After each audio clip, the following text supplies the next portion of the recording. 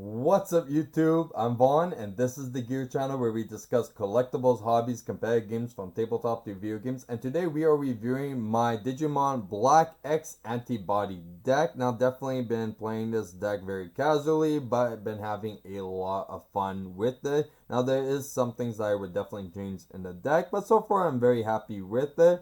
Now, before we begin, friendly reminder to definitely like and subscribe, and especially subscribe if you guys want to enter in our amazing giveaways. So, starting with the first Digi-X, we do have 4 Dorumons. If you notice, the whole deck main focus involves around the whole Doru or Dori or Dor, all of them pretty much. So, you just pretty much stack all the digital evolution to just really buff up the mega evolution, so you could actually game your opponent with pretty much just one attack. That's the ideal case. Now, we're not playing more Digi Eggs because I feel like 4 is good because we're keeping a lot of our Digimon in the resting area, so we don't really use up all our Digi Eggs. So I think 4 is good and you don't really need more than that. Next, we have our level 3s, which is 4 Dorumons. Because, like I said, focus of the deck, definitely need them. All of the Dorus you definitely have to max out on for this specific deck. Next, we have 4 Dorugoramon. I think that's how you pronounce it. So, very good card. Not only does it make all our Digimon that has 13 DP have piercing, but also his inherent as well can also potentially give our Digimon a extra security attack +1. So it's a very good card, and I would always max out at least 4 on this. I know it's pretty expensive now, but I feel like you have to play 4 of them for this deck. Next, we have 2 True Moms. That definitely is a very good memory blocker. Would I play more? Maybe not necessarily. I don't feel like I feel like in this format it's not really too needed for a lot of decks, and I feel like a lot of the memory gains has been only tamers and not really with options. So we haven't seen so many options or Digimon abilities doing that. So I feel like 2 is just right. Next, we have our level 4s with Dorugoramon. Now, Dorugoramon definitely needed because the whole point of it is to stack the digital evolution. So you definitely have to use pretty much all the Dorugas because they're all X-Antibodies. So 4 on this. Then we have something that some of you might actually very much disagree, and that is 4 Nanimons. Now, he has the ability with security that if you check it for your security, you could play it for free. But another reason why I really like this card is because the play cost is 3 and he's level 4. So this is definitely like starting with it in hand. Just a free level 4 for a play cost of 3 is quite strong, and it actually does speed up the process if you are planning to digivolve it for the level 5. So I think I'm actually very happy with it, and I'll definitely leave it at 4. Then we have 2 Grumblemon. So definitely a free access just to digivolve our tamers if we really need to. This card I feel like is completely optional. You don't really have to play this. It's just a cost of 2. So if you don't really have Digimon to evolve, you could just use your tamers as well. Then we have 2 Macmon. Definitely a really good card, especially that has Decoy Black. So if one of our black Digimon would be trash or deleted, you pretty much just delete this instead. So then we have our level 5s with 4 Dorugramons,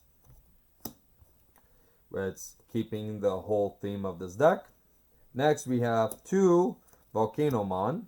which is quite good because his inherent ability gives you pretty much a security attack +1 if your opponent has an unsuspended Digimon, which is quite good. Next, we have 2 Maimon. Now, I really like this card because it has Decoy Black. So, pretty much Black Digimon get destroyed, destroy him as well, or instead. But his ability of deletion though is so good. You get to delete one of your opponent's Digimon with a play cost of 7 or less. So you have the first off, you guarantee to secure your Digimon from being deleted, but also you have the possibility of deleting one of your opponent's Digimon as well. So I actually like it a lot. So definitely keeping it at 2. I don't feel like I would play more than 2, but definitely enjoying him a lot. Now we have our level 6s. So we have our 4 Dorugoramon. So this is the one of the main bosses, okay, for the deck that pretty much kills your opponent with one attack just by stacking it, having him have so much Digi-Evolutions underneath them. It just gives you so much possibility of pretty much just OTKing your opponent. So definitely mandatory to play 4. Next, I did do a spoiler, but it's 3 alphamon, which is also a X-Antibody as well. So it actually suits the deck perfectly. Do you need to play at 3? Not necessarily. You could definitely cut down a little bit on him, but it's definitely a card that is mandatory since it is so good. All the abilities of him is just amazing. So definitely I would play at least 2. Definitely. Next, we have our Tamers, which is 4 Kotas, which is pretty much the only decent black tamer that we have. So until like there's more support that's going to come out for black tamers, that's we're due for now. Especially that like, you know, you add 1 card by revealing 4 that has X antibodies, and we do play a lot of them, so it is most likely to actually add a X antibody. Then we have 2 Izzy and Matt. So pretty much this is what it does. If your opponent has 2 or more Digimon in play, you gain 2 memory. So pretty simple. And also, since it is such a kind of like slow paced deck, it's very easy to actually go off with Izzy and Joe. And also it has the ability that on your opponent's turn, when one of your black Digimon is deleted, suspend this tamer to draw a card. So if you use the decoys with it, at least you're drawing a card as well. Next, for options, we do have 2 black memory boosts because the deck is very slow when it comes to our searches and deck thinning. So black memory boost is kind of needed for this deck. Then we do have 2 final Zobogon Punch.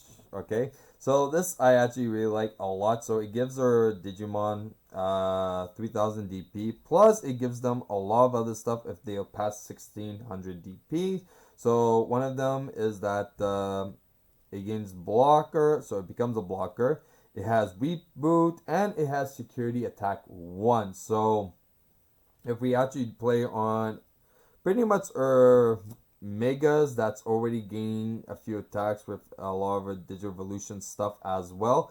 Plus we use this. Definitely we have 1 big beat stick with a lot of security attacks. So, and also it has reboot as well, so you could actually unsuspend it and even block your opponent's Digimon. So that's pretty nice. And then we have 2, I'm not even going to pronounce that. So this one is a decent board wipe. So it deletes all Digimon with a play cost of 7 or less.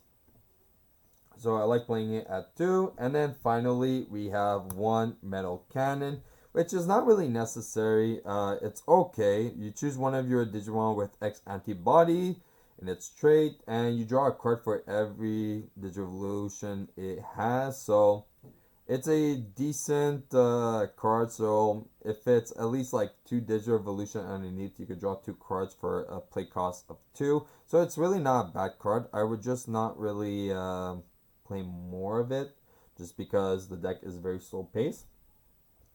But that's it for our deck. Now, if you guys enjoyed today's deck profile, like and subscribe. And don't forget to definitely subscribe if you guys want to enter in our amazing giveaways. And if you guys want a sneak peek of future products we're planning to review here on the channel, you can follow me on my Instagram, VaughnGear. I'm Vaughn, and this was the Gear Channel.